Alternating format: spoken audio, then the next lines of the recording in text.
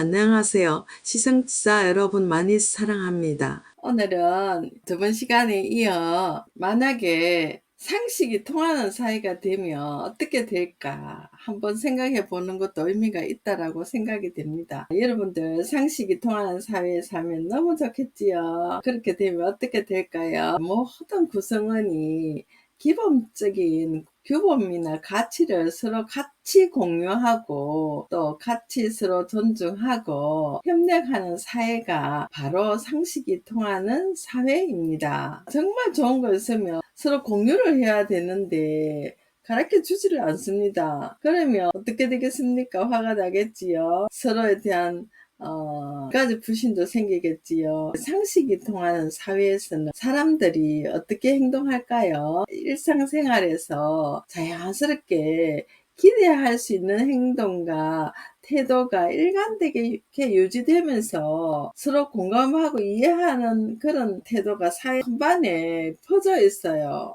그래서 상식이 통하는 사회의 특징을 이제 구체적으로 보면은, 첫째, 공감과 이해를 한다. 사실은 공감과 이해가 뭘까요? 여러분들 살아가면서 제일 화나는 게 무엇입니까? 다른 사람이 나를 무시하는 거 아니겠습니까? 그래서 공감과 이해의 필수적인 것이 뭐냐? 상호 존중과 공감 능력이에요.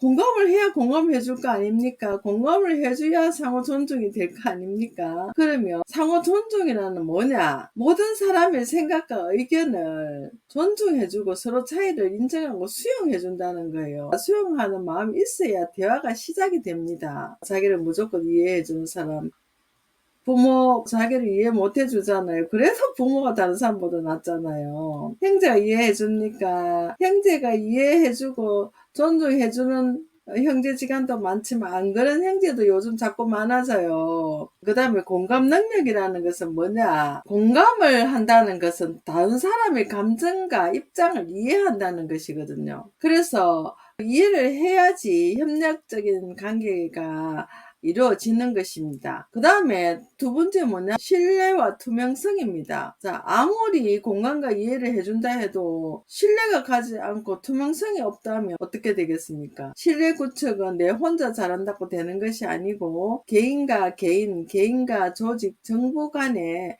신뢰가 구축되지 않으면 정직하고 투명한 소통이 되지 않고 이 신뢰가 점점 단단해져야 되는데 그것이 강화가 되지 않습니다. 사회 전반에 걸쳐 정보의 투명성이 유지되어 불필요한 오해와 갈등을 줄여야 됩니다. 그 다음에는 공정성과 정의입니다. 정의로운 사회 시스템이 필요한 것이지요. 법과 제도가 공정하게 적용되어야 되고 모든 사람이 동등한 기회를 가질 수 있도록 보장되어야 됩니다. 그러면 공정한 대우란 사회적 경제적 배경에 관계없이 모든 구성원이 공정하게 대우를 받을 수 있는 환경을 제공해야 됩니다. 네 번째는 뭐냐? 안전한 환경이란 사회 구성원이 안전하게 생활할 수 있는 환경이 조성이 잘 되어야 되고요. 사회적 안정이 되어야 됩니다. 경제적, 정치적, 문화적 측면에서 안정된 구조가 마련되어 있어야 개인이 자신의 삶을 계획할 수가 있습니다. 다섯 번째, 책임과 참여입니다.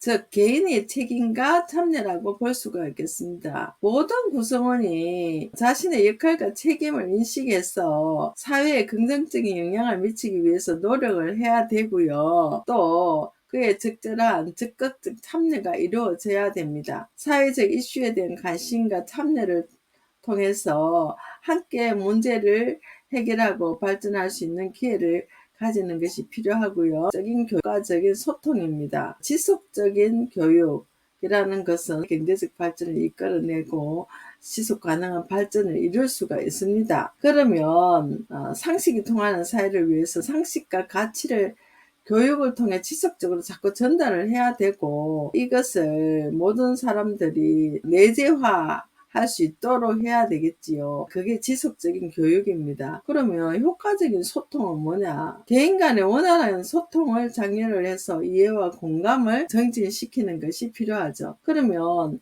상식이 통하는 사회의 중요성에 대해서 요약을 하자면, 상식이 통하는 사회는 개인의 어떤 삶의 질을 높이는 것이고, 또 더 좋은 공동체를 형성하는데 아주 필수적입니다. 이러한 상식이 통하는 사회에서 구성원들은 서로 신뢰할 수 있고 협력할 수 있는 기반이 마련되고, 그래서 사회 서로 나름 인정하고 공통의 가치를 바탕으로 서로 노력해야 되겠지요. 끊임없이 개인은 노력해야 되고, 또 사회 교육과 제도 개선이 함께 이루어져야 된다라고 이렇게 볼 수가 있겠습니다. 상식이 안 통하는 사회가 되면 어떻게 됩니까? 부정적인 결과가 나오겠지요. 이 사회가 돌아가려면 기본적 규범과 가치가 공유돼야 되는데, 그것이 공유되지 않으면 개인 간의 불신과 갈등이 심화됩니다. 그러면 어떤 문제가 생기겠어요? 첫 번째는 신뢰의 붕괴입니다. 즉, 신뢰가 붕괴된다는 것은 개인 간의 불신이 증가되고 사회적 연결망이 약화되고, 그렇게 되면 네가 알아서 살아라 이렇게 되는 거죠. 이것은 협력과 공동체 의식을 저하시키게 됩니다. 그리고 제도에 대한 불신이 생기면 사회 모든 공공기관에 대한 신뢰가 무너지고 사회 시스템에 대한 신뢰도 약화되게 돼 있겠죠. 그러면 나타나는 것이 뭐냐? 사회적 갈등이 증가됩니다. 갈등이 증가되면 어떻게 됩니까? 분열이 일어납니다. 그래서 갈등과 분열은 다양한 가치관과 이해관계가 계속 충돌하면서 사회 갈등 지수가 높아지고, 이로 인해서 공동체 통합이 안 됩니다. 그러면 개인은 오해와 불화가 커지고 갈등이 자꾸 악화되는 거지요.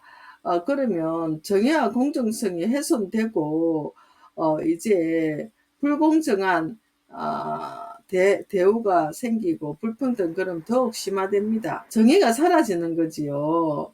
공정성이 훼손되고 정의가 훼손되는 것은 법과 제도가 공정하게 적용되지 않거나 특정 그룹에 유리하게 적용할 경우에 사회적인 불평등이 심화가 되고요. 그렇게 되면 경제적 사회적 불평등이 아주 심화가 됩니다. 그래서 일어나는 결과 사회가 불안정하고 불안합니다. 사회 불안과 불안정은 안전한 환경이 부족해지고 정치적, 경제적 불안정을 초래하게 됩니다. 안전한 환경이 부족이라는 것은 사회 규범이 무너지면 범죄가 증가하지요. 그러면 우리는 안전한 생활 환경이 위협받을 수 있어요. 그리고 사회적 불안정이 이어질 경우에 장기적인 발전을 저해를 합니다. 정치적, 경제적 장기적인 발전이 저해됩니다. 그 다음에 사회적 책임이 결여되고 사람들은 무책임한 행동을 하게 되고 참여를 하게 되지 않습니다. 무책임한 행동이 한두 명이 아니고 계속 증가하는 거죠. 개인의 책임감이 결여되면 사회 문제에 대한 대응이 부족해지고 이제 무관심해지고요. 참여가 감소됩니다. 공동체에 대한 관심과 참여가 감소되면서 사회 문제 해결에 대한 동력이 약화가 돼요. 이제 여섯 번째 뭐냐? 교육과 소통의 부재입니다. 교육과 소통이 부재가 되면 결국 교육이 실패되는 거죠. 교육에 실패하면 소통도 단절되는 것이지요. 기본적인 사회적 가치와 규범을 전달하는 곳이 교육인데, 상식이 통하지 않는 세대가 계속 지속적으로 나타납니다. 그러면 이제 범죄도 증가될 뿐 아니라 수업도 되지 않고 계속 오해와 불신이 더 커지지요. 그러면 결론적으로 이야기를 한다면, 상식이 안 통하는 사회는 개인의 삶의 질을 저하시킬 뿐 아니라 사회 전체의 발전과 안전성을 저해를 해요. 이러한 상황을 방지하기 위해서 어떻게 해야 됩니까? 교육, 소통, 신뢰 구축, 공정한 제도 등 다양한 방법, 노력이 필요합니다. 상식이 통하는 사회를 우리가 만들어야 되겠지요. 그러기 위해서 개인과 공동체가 함께 노력해야 되고, 이를 통해서 더 나은 사회를 만들어야 되며, 우리는 교육을 통해서 기본적인 사회 규범과 가치를 전달해서 상호 존중과 이해를 바탕으로 사회적 신뢰를 구축하는 것이 중요합니다. 그러면 오늘 이제 두 가지를 이야기했지요. 상식이 통할 때 사회는 어떻게 되고 안 통할 때는 어떻게 된다는 거, 우리가 통하는 사회가 되도록 한번 노력을 해 볼까요? 자, 오늘도 이제 날씨는 덥지만 가을이 오는 소리가 들리지요. 이제 습도도 조금 낮아지는 것 같고 아침 저녁으로 가을의 느낌을 느끼지요. 그럼 여러분들 모두 건강하게 잘 지내시고 다음 시간 또 찾아뵐게요. 더 재밌는 주제로 찾아뵙도록 하겠습니다. 구독 잊지 마시고 항상 사랑하는 채널로 응원을 부탁합니다. 감사합니다.